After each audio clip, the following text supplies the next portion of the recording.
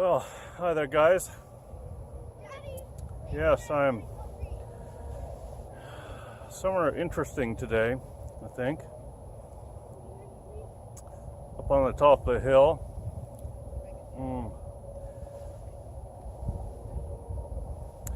About 2 hours east of Portland.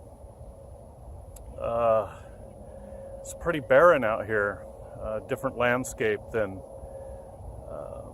that I'm used to, and the surrounds of Portland.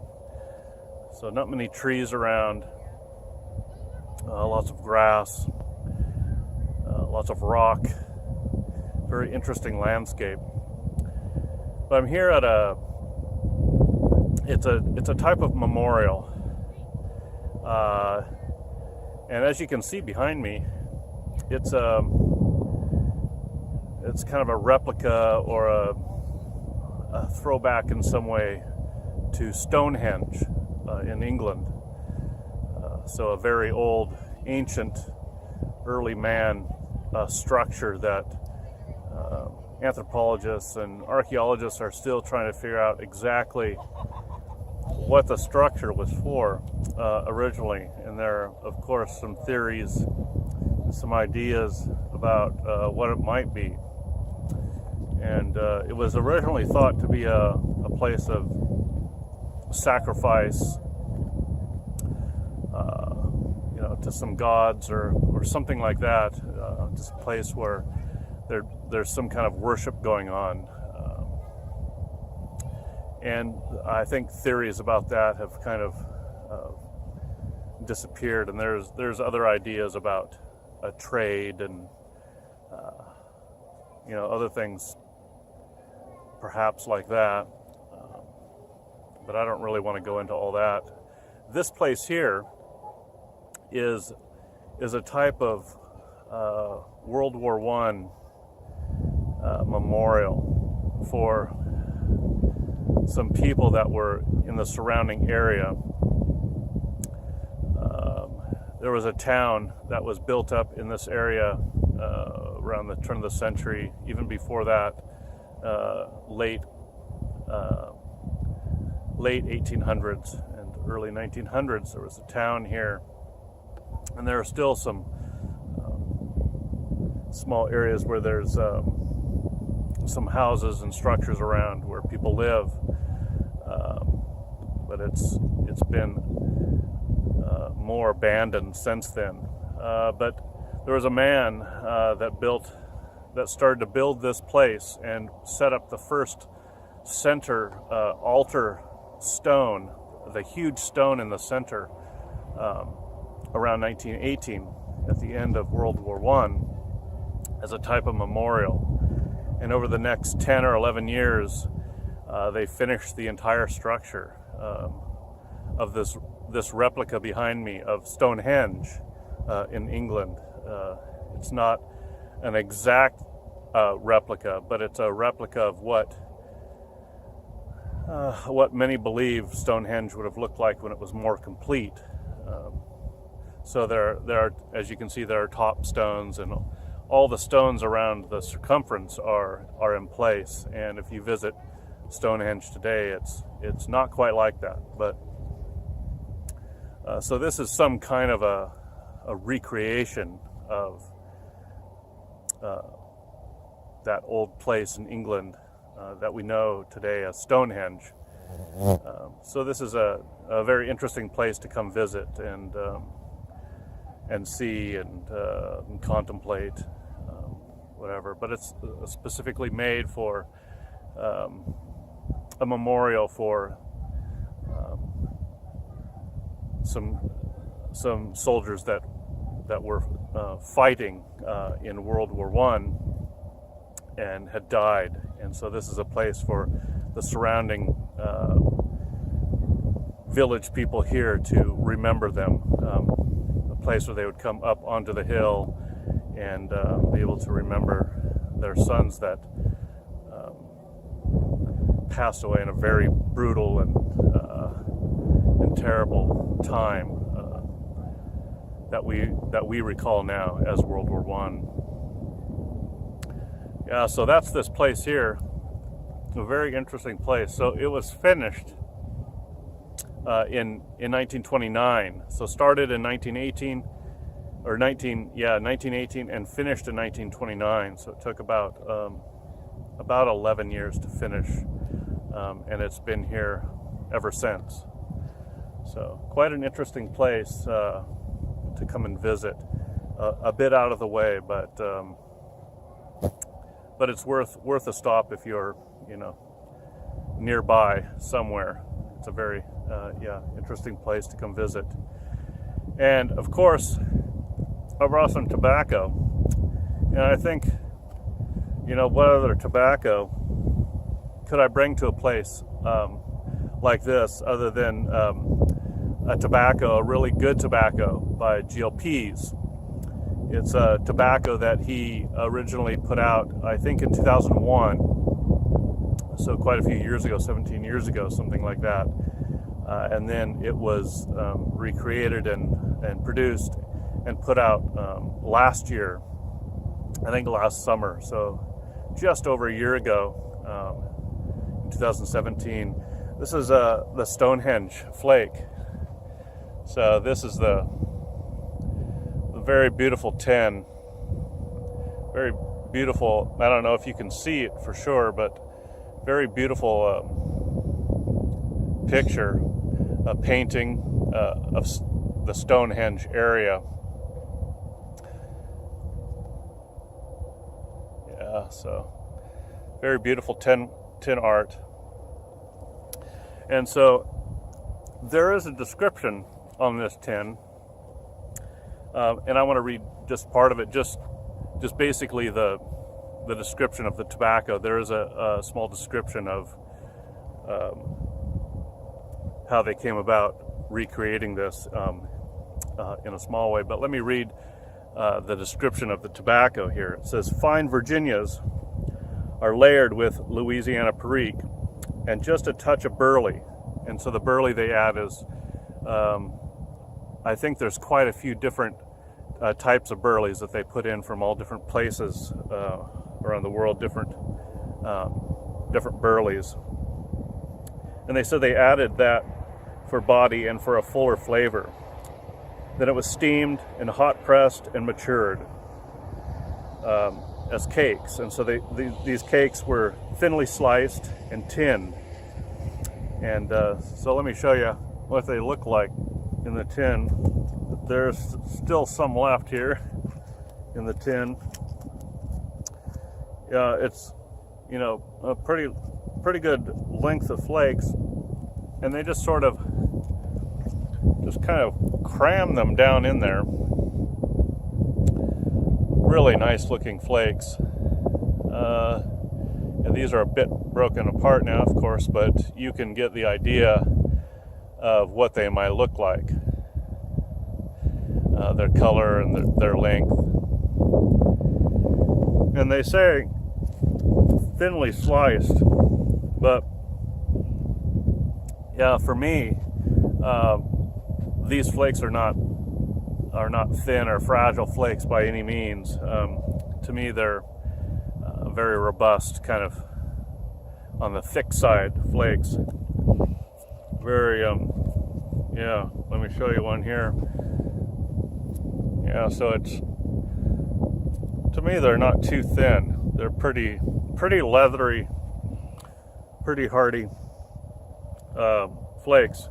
So it is a Virginia Perique, but to add a little bit more fullness and flavor, they put in some Burleys.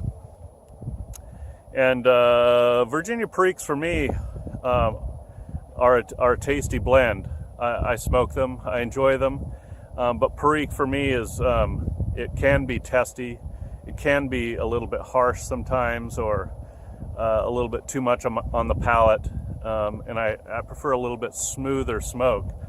And I think adding the Burleys was a good choice for this, because it adds a little bit more fullness and smoothness, a little bit more creamy, kind of nutty flavor to it, and kind of takes the edge off the Perique a little bit, because Perique can be a little bit sour and a little a little bit tangy on the palate. A lot of people really like that and even prefer that, and that's good. But for this blend, they chose to just even it out just a little bit and smooth it out with a little bit of burley. And I like that, especially for me, because I started smoking Burleys in the beginning, and I've really enjoyed Burleys over the years for the most part, and I'm really kind of a Kentucky Burley guy, and so for me it was perfect for them to add those kind of notes of a Burley, to add perhaps a little bit of chocolate flavor. It adds a little bit of leather type flavor, but still very creamy and very soft and very smooth. So it just takes that edge off the Perique just a little bit, just so it's not so bitey and in your face, and I hate to say harsh, because I think that's too strong of a word for Perique, but Perique can be a little bit aggressive, a little bit on that side, but especially if there's a blend that has quite a bit of Perique in there, it can really take off on you, I think. So this blend is really well-rounded, has some really good flavors that go from nutty to creamy to kind of leathery, a little bit earthy, but there's also the sweetness of the Virginias in there. So you get a really good kind of complex blend that kind of takes you to more places than just one, and I really like that. So for me, this is a good profile of flavors and tobacco leaves that bring that all together. So very enjoyable smoke. Always enjoy the GLP's tobaccos. He does a good job for the most part. I found in the tobaccos that he's blended over the years and that I've tried, and this is another one I think that hits really well and does really well. So if those are the flavor profiles that you would enjoy, and for you are not offensive, I think you should give it a shot. See what you think. It's not a overly strong tobacco, so I don't think it's going to be too offensive to too many people. Even if you kind of shy away from Burleys, I think the Burleys blend well and are not overpowering in the blend. So I think it's a blend that I think a lot of people could enjoy. Of course, depending on their taste preferences. But the quality of the tobacco is there. They're beautiful flakes. They rub out well. They're pretty coarse leaves and pretty coarse flakes. So you don't have to be too worried about rubbing them out. If that's how you like to pack your flakes, you don't have to worry about them turning into dust or anything like that. They're pretty robust. They rub out really well and pack really well, and they burn pretty well. You might be afraid that it's perhaps, as flakes can be too moist in the beginning, but I think the moisture content in this flake is pretty good, and it seems to burn well and light well right away. And you can rub it out and give it a few minutes to breathe and take some of the moisture content down a little bit, but it's not absolutely necessary, I don't think, in this one. It tends to burn all right. So, but I can leave that up to you if that's what you decide. You want to dry it out just a little bit, if that's what you prefer. So it performs well, it smokes well, packs well, a good round flavor, not offensive, just a good smoke from Pease, who does some really good tobaccos and really good variety of things, I think. And this is another one I think that many people would enjoy, and I'm sure many people have tried it already. Yeah, I'm pretty sure. because it's been out for a year. And like I said, it was put out 17 years ago, something like that, 2001, I think. But only in a limited capacity, I think, back then. But now, if you can get a hold of it, yeah, I think you should give it a shot and see what you think. Anyways, guys, that's it from Stonehenge, or replica of Stonehenge, and hope you guys are enjoying a good pipe, a good smoke, and hope you guys have a good day and a good time wherever you guys are at, whatever you guys are doing. I hope you're well. Take care, and we'll see you again.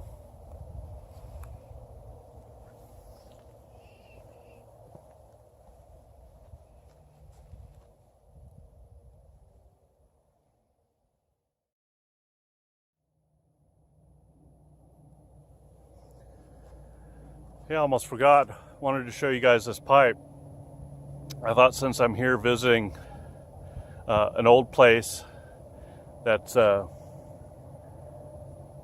even a replica of an even older place, Stonehenge, that I would bring an old pipe. It's not old in the sense